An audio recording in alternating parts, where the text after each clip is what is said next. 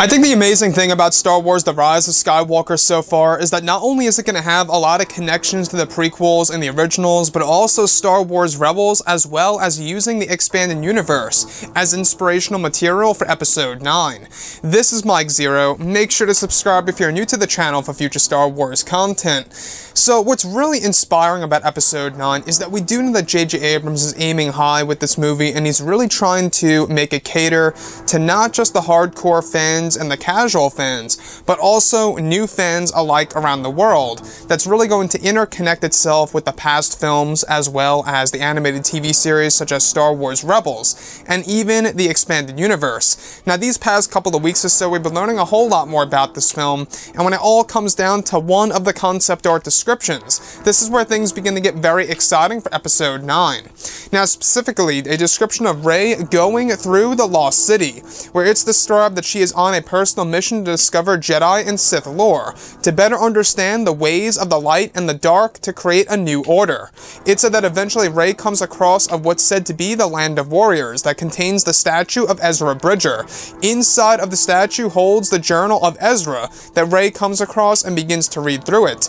It's explained that Ezra reveals in the journal that during his time in the unknown regions, he once had mentally connected with Luke Skywalker through the ways of the Force many years before the events of The Force Awakens. It's described that Ezra was inside of a cave that was powerful with the light side, where Luke felt his presence and connected with Ezra Bridger. Like Rey, Ezra also viewed Luke as a legend, and was one of the first to connect with Luke many years after the events of the Battle of Endor, and some years before The Force Awakens. It's explained that Ezra was able to understand the Force in greater depth after connecting with Luke all those years ago.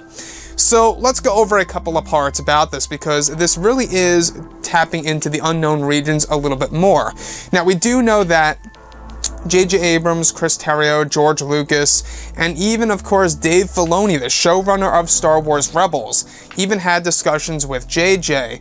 on exactly how parts of the film should be structured based on all of the different connections to the prequels, the originals, and Star Wars Rebels. Now, as far as both Ezra and Luke Skywalker having this mental connection at one point in time, some years before the events of The Force Awakens, and many years after the events of Episode 6, it really does raise a lot of questions as to exactly how Luke Skywalker was able to connect with Ezra Bridger. Now, this is explained through the powerful cave that is said to be linked with the light side of the Force over in the unknown regions with Ezra Bridger. Now, what's really exciting about the unknown regions is that we have never seen this location on film in the Star Wars franchise, right?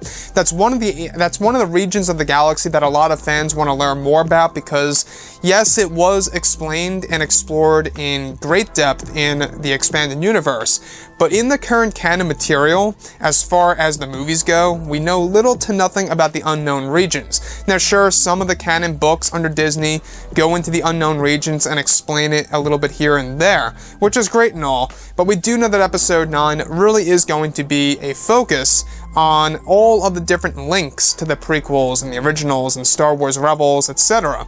So this mental connection between both Luke and Ezra is no different than the mental connection between both Snoke and Luke, as explained in The Last Jedi novelization.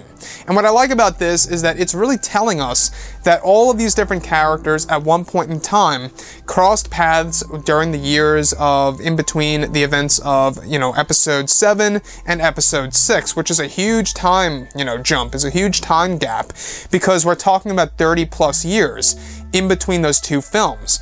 So there's a lot to be explained, and the Journal of Ezra Bridger is said to be by far one of the more important relics of The Rise of Skywalker that will fall into the hands of Rey and will be collected by herself and thrown into her backpack. Now, we do know that Rey goes into the Lost City in order to learn more about Jedi and Sith lore, in order to create a new order that's going to be flawless against the dark side of the Force. And what I like about that is that we do know that this is going to be JJ's way of introducing lots of Jedi and Sith lore that's going to be used to evolve the characters of Rey and Kylo Ren in Episode 9. And at the end of the day, we do know that this movie is also going to be heavily inspired by Star Wars Legends, which is really great because in Legends, there's a lot of Jedi and Sith relics and artifacts that were actually used to move many of the characters forward and to evolve them into something else completely new. And that's exactly what's being done here with Rey and Kylo Ren, learning more elements about the past, learning more elements about the unknown, specifically the unknown regions, and Ezra Bridger as a Force-sensitive individual. And I like that. I like the fact that J.J. Abrams is really trying to tap into everything here, and is really trying to deliver to the hardcore fans, as well as the casual fans around the world. I don't know about you guys, but I've always expressed this before in the past, this movie really feels like a direct sequel to The Force Awakens, as opposed to a direct sequel to that of The Last Jedi. That's just how I feel about it.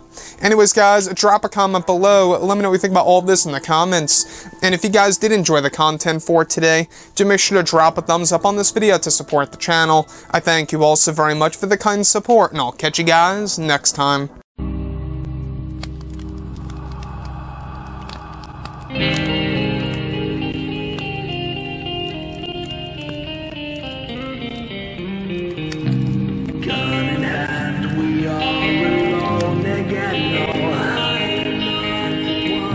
From night to moon, we hear them moans again.